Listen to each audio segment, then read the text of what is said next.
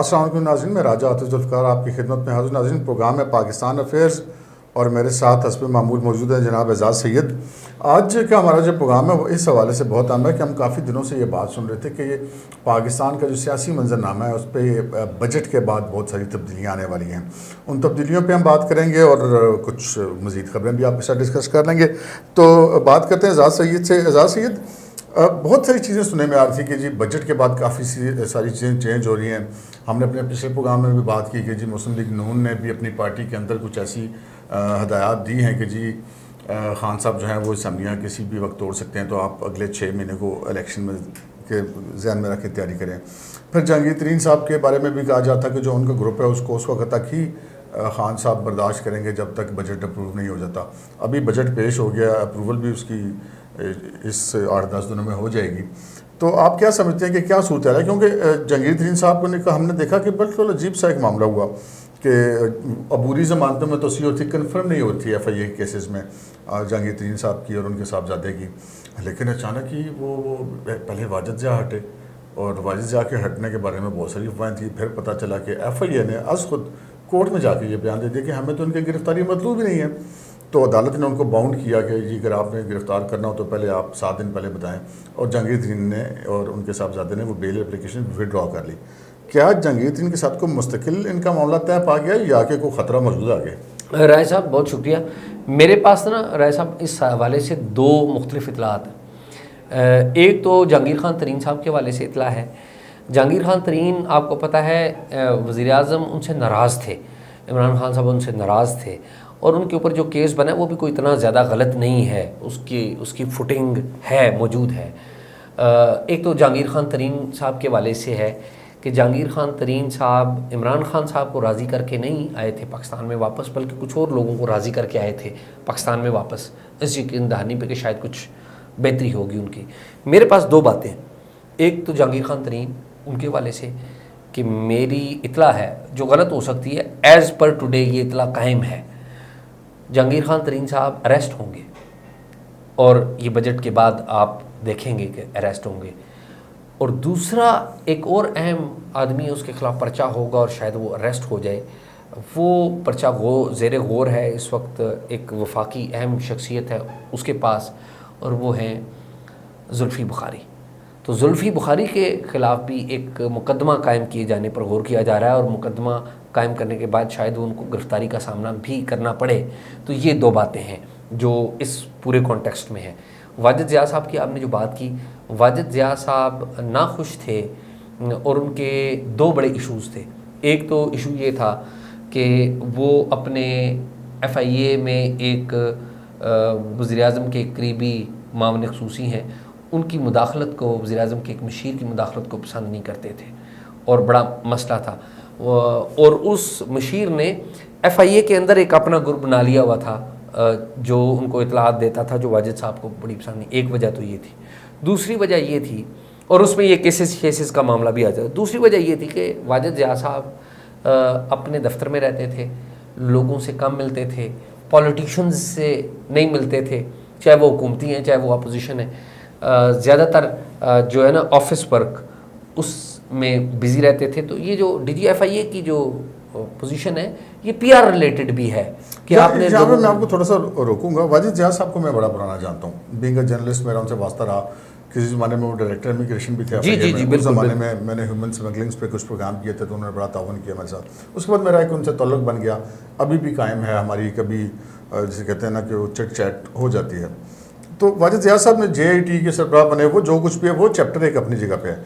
लेकिन जब बशीर मेमन साहब गए और वो जो इंतज़ामात उन्होंने आयद किए, उसके बाद वाजिद ज़िया जैसा अफसर जिसको मैं जानता हूँ, मुझे उस वक्त भी ये लग रहा था कि ये कैसे चल पाएगा इस तरह के लोगों के साथ। ठीक, वो बिल्कुल आपकी ठीक ऑब्जर्वेशन है और वही हुआ जो आप सोच रहे थे ना, एग्जैक्टली वही हुआ कि अप टू द एक्सपेक्टेशन नहीं आए। आपने इनाम के तौर पे तो उनको बना दिया कि जी आप DG FIA हैं, फिर आप ये एक्सपेक्ट कर रहे थे कि जिस तरह आपने बशीर मेमन को कहा कि फ़लाँ को अंदर कर दो, फ़लाँ क्या केस कर दो, इस केस को यूँ कर दो वूँ कर दो, तो ये मुतालबात इनके साथ वाजिद ज़िया के साथ भी हुए।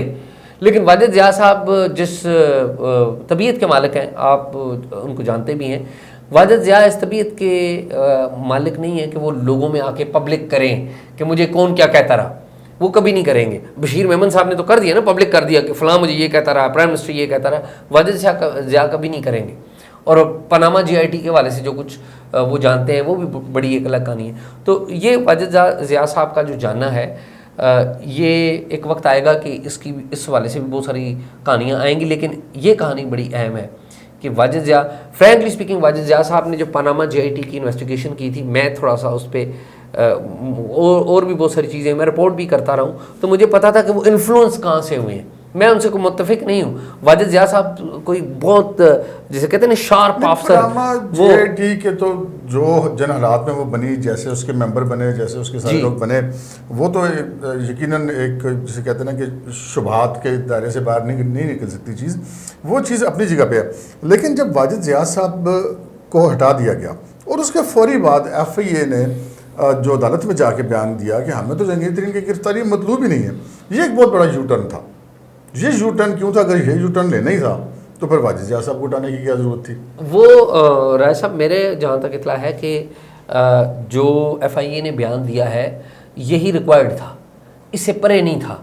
वो ये बयान इसलिए दिया गया है कि बजट पास करवाना है आपने, और बजट के बाद ही सारा काम होगा ना। बजट तो पहले पास हो, क्योंकि बजट अगर पास नहीं हुआ तो फिर तो बड़ी एम्बेरसमेंट है, सारा हाउस ऑफ कार्ड गिर जाएगा। बजट पास होने के बाद एहतसाब की एक नई लहर शुरू होगी। और मैं आपको बताऊं कि इस्लामाबाद में, आपको भी पता है कि इस्लामाबाद में एक जो डिबेट है ना, वो हर हुकूमत के दौर में रही है, और ये इस हुकूमत के दौर में भी है कि क्या जो मौजूदा हुकूमत है 5 साल पूरे कर सकेगी या नहीं कर सकेगी। अब ये डिबेट बहुत ज़्यादा हो गई है। लोग कहते हैं कि जी बजट के बाद नया काम शुरू हो गया है।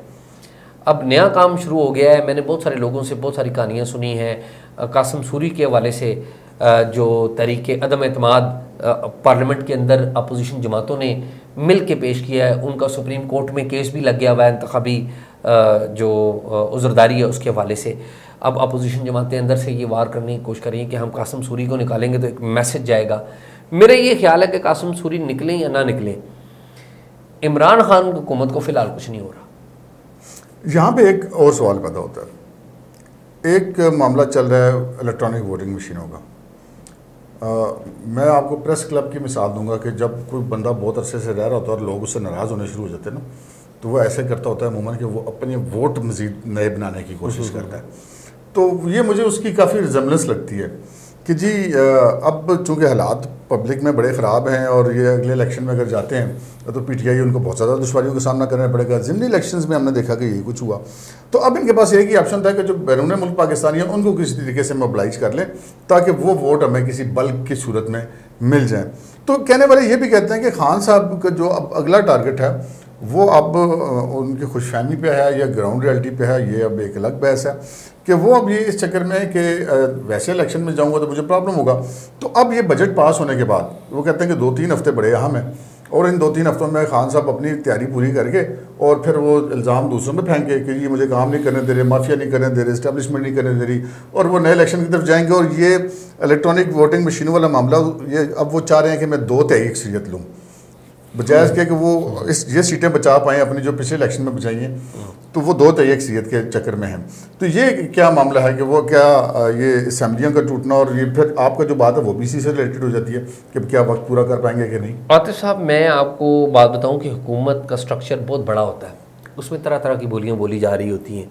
मुझे ज़ाती तौर पर ये पता है कि प्राइम मिनिस्टर इमरान खान को मशवरा दिया गया है कि आप आम इंतखाबात अगले साल या करवा लें, यानी कि 1 साल पहले करवा लें। ये प्राइम मिनिस्टर को बाकायदा मशवरा दिया गया है कुछ लोगों की तरफ से। ये लोग उनके करीबी लोग हैं, उनकी सियासी रुफ़का जो हैं उनके, उन्होंने मशवरा दिया है कि 1 साल पहले करवा लें। लेकिन मेरा नहीं ख्याल कि अभी तक इमरान खान कन्विंस हुए हैं कि 1 साल पहले इलेक्शन करवाने के।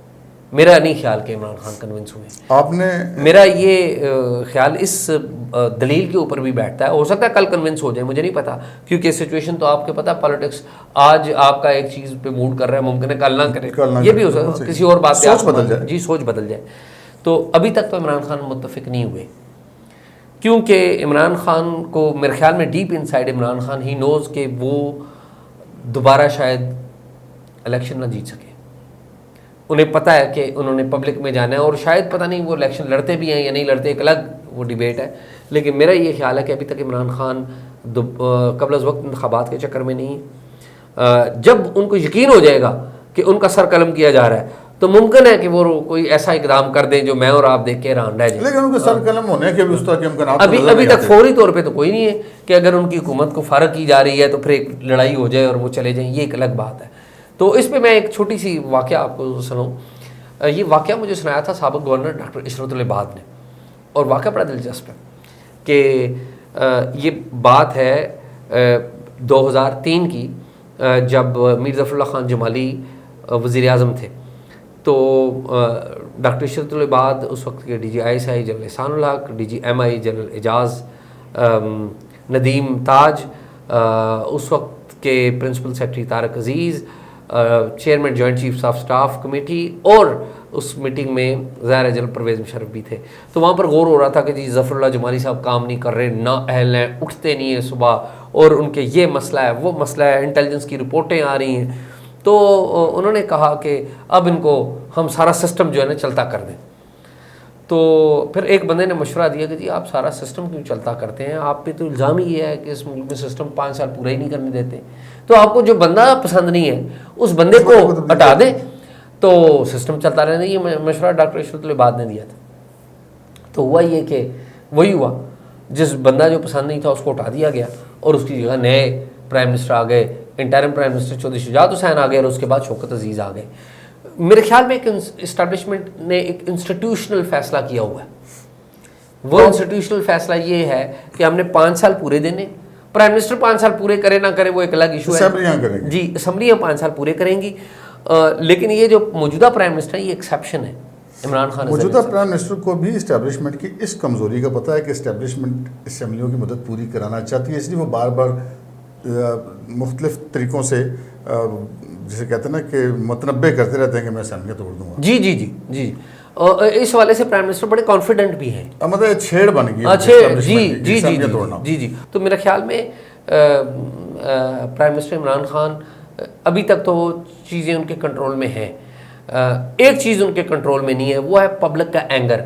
महंगाई होती है, महंगाई का बोझ आप भी अपनी जेब पे फेस करते हैं, मैं भी करता हूँ। मैं तो सख्ते में रह गया परसों तरसों खान साहब की तकरीर सुन के, जिसमें उन्होंने ये दावा दे मारा कि मुस्लिम लीग नून ने 3000 किलोमीटर सड़कें बनाई और हमने 6000 किलोमीटर बना दी है। मैं तो सर पकड़ के बैठ गया कि भाई वो मुझे तो 6 किलोमीटर क्या 6 इंच भी आज तक कहीं नजर नहीं आई। नहीं, लेकिन आप वैसे ये बात करें, मैं तो ज़्यादा हंसी मुझे उस बात पे आई कि जब वो हमारे दोस्त फवाद चौधरी साहब, सब साफ़ियों के दोस्त हैं वो, मैं उस कॉन्टेक्स्ट में कह रहा हूँ, कोई इंडिविजुअल वाले से नहीं कह रहा हूँ। तो फवाद चौधरी साहब ने जब ट्रेन हादसे को साद रफ़ी की जिम्मेदारी करार दिया तो मेरी हंसी इस बात पे नहीं हटी कि ये फवाद चौधरी साहब ने क्या बात कर दी है। उनकी नौकरी अब उनकी यही रह गई है। अच्छा, ये फवाद चौधरी साहब से एक चीज़ ज़हन में आ गई कि ये जो थप्पड़ मारने वाला कल्चर है ये PTI में बड़ा प्रमोट होता जा रहा है। वो कल परसों फिरदौस आशिक वहाँ साहब ने थप्पड़ दे मारा, उससे पहले आपको पता फवाद चौधरी ने समी इब्राहिम को दे मारा था, फिर वो दानियाल अजीज़ को नईमुल हक मरूम ने दे मारा था। और मैंने बल्कि अपने एक पिछले ब्लॉग में भी डिस्कस की कि जी ये तो जो कंटेनर से जिस तरह की आवाज़ें लगाता है कि तुम्हें अपने हाथों से फांसी दूंगा, गाड़ियों से बंदे छुड़ा लेते थे और जियो के दफ्तर पे आते जाते पथराव होता था, और कोई दिन ऐसा नहीं होता था धरने में जब किसी रिपोर्टर या किसी कैमरामैन को मारा ना जाए। तो वो तो हम मजबूर लोग थे, मालकान के सामने नौकरी तो हमने करनी थी, बोल नहीं सकते थे कि ये पता नहीं वो किस टारगेट पे थे। लेकिन बहरहाल ये कल्चर उनमें बड़ा, फिर ये आपने देखा कि पार्लियामेंट हाउस के बाद जो मुस्लिम लीग नून के लोगों को बंदे बुलवा के मारा गया और फिर उस पर शहबाज गिल की वो एक बयान भी आ गया जी खान साहब ने बड़ी शाबाश दी है और बड़ा पसंद किया इस चीज़ को। तो खान साहब इस किस्म के कल्चर को प्रमोट करते हैं कि उसकी वजह से शाबाश लेने की खातर जो उनके सामने मज़ीद परमानेंट होने की खातर ये कल्चर प्रमोट हो रहा है। देखिए, बड़ी बदकिस्मती है कि जो PTI की गवर्नमेंट है ना इमरान खान साहब की सरबराही में, उन्होंने इस मुल्क में पोलराइजेशन और नफ़रत को बहुत फ़रोग़ दिया है। आप देखें ना कि लोगों के ऊपर जूते फेंक देना, फॉर्मर प्राइम मिनिस्टर्स हो गए, मिनिस्टर्स हो गए, उनके ऊपर जूते फेंक देना, और जवाब में इनके मिनिस्टर्स के ऊपर जूते फेंके जा रहे हैं, स्याही फेंकी जा रही है। आपने प्रमोट किया कल्चर गाली गलोच का, सोशल मीडिया पे आज भी गाली निकाली जाती है, लेकिन अभी थोड़ा शायद फ़र्क भी पड़ा है, लेकिन गाली निकाली जाती है। आपने नफ़रत को फ़रोग़ दिया, मैं तुम्हारी गिरबान पकड़ के खींचूंगा। ये शहबाज शरीफ साहब यही काम करते रहे। ठीक है, परसों रिजवान रज़ी जो हैं जी, रज़ी दादा जो सीनियर जर्नलिस्ट हैं, उन्होंने व्लॉग में एक बड़ी दिलचस्प चीज़ पॉइंट आउट की। उनका PTI के हमायती जितने व्लॉगर्स हैं ना, उनकी अगर एक तारीख की व्लॉग्स निकाल के देखें, एक ही गाली होती है सबकी। मतलब मुझे तो उन्होंने ये कहा कि मुझे तो लगता है कि बाकायदा गालियाँ फीड होती है कि आज ये वाली गालियाँ देनी।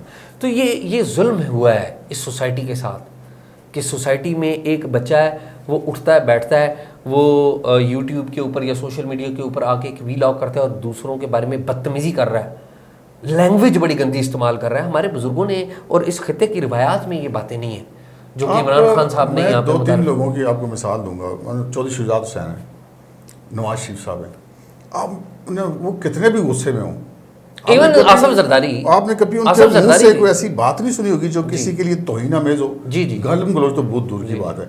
वो जिस तरह खान साहब धमकियाँ दिया करते हैं, वो कंटेनर, अब एक ये भी एक कंटेनर लैंग्वेज भी एक इस्तारा बन गया पाकिस्तान में, ये कंटेनर लैंग्वेज है। तो ये अब ये फिरदौस आशिकवाना वाला मामला हुआ, तो ये कल्चर अब हमारा किस तरफ जाएगा? पॉलिटिकल कल्चर, ये पॉलिटिकल कल्चर हमारा एक गंद की तरफ जा चुका है, ये गंद की तरफ जा चुका है। मैं आपको अफसोस से ये बात कह रहा हूँ कि अब ये वो वाला कल्चर है जो बाकी पॉलिटिकल पार्टियां भी आहिस्ता आहिस्ता अपना रही हैं, मजबूरन कह लेंगे। देखें ना, हर एक्शन का रिएक्शन भी होता है, मजबूरी, ठीक है। और हमारे जो सोशल मीडिया के ऊपर बैठे हुए ट्रोल्स हैं मुख्तलिफ जमातों के या बाज़ कुछ इस्टेब्लिशमेंट से भी लिंक्ड हैं, वो भी वही लैंग्वेज इस्तेमाल कर रहे हैं। तो हम देखना ये है कि हम अपने खित्ते को, अपने कल्चर को किस तरफ लेके जा रहे हैं कि कोई भी किसी को भी उठ के थप्पड़ मार दे। और आप देखें कि वो खातून जो है डॉक्टर फिरदौस आशिकवान, उनको किसी किस्म की शर्मिंदगी नहीं है, कोई शर्म नाम की चीज़ उनके पास से नहीं गुजरी कि वो इस बात पे शर्मिंदा हो कि मैंने गलत काम कर दिया। वो फ़ख्र से ये कह रही हैं। बिल्कुल तो ऐसे ये वेरी तो नाज़रीन, हमारा जो कल्चर है मुल्क का, वो किस तरफ जा रहा है, इस पर बात करते हैं। आज के प्रोग्राम का अगर हम वो कहते हैं नेट नतीजा निकालें तो वो 2 चीज़ें थी। एक तो मैंने अपने व्लॉग में भी बात की थी और हमारा भी ख्याल था कि जहांगीर तरीन साहब को जो है वो बजट तक रिलीफ दिया जाएगा, और वही हुआ, कोर्ट में भी वही हुआ, और उसके बाद उनके खिलाफ कार्रवाई की जाएगी। एजाज सैयद ने ना सिर्फ इस बात की तस्दीक की बल्कि साथ हमें मज़ीद खबर दी कि जहांगीर तरीन के साथ साथ जुल्फ़ी बुखारी के खिलाफ भी कोई मुकदमा दर्ज करने की तैयारी की जा रही है और उनको भी गिरफ्तार किया जा सकता है। आज के प्रोग्राम में इतना ही, अगले हफ्ते फिर मिलेंगे। अल्लाह हाफ़िज़।